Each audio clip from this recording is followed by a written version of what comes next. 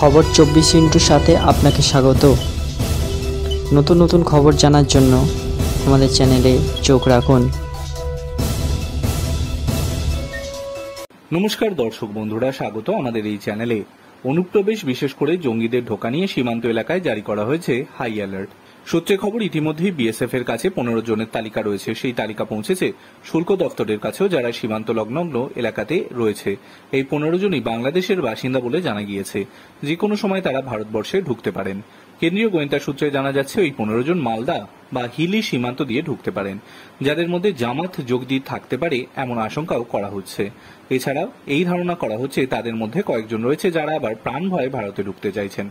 পাশাপাশি আরও একটি তালিকা আসার সম্ভাবনা রয়েছে, তাতে বাংলাদেশের কারাগার থেকে পালিয়ে যাওয়া জঙ্গি অপরাধীরা ঢুকতে পারে বলে খবর।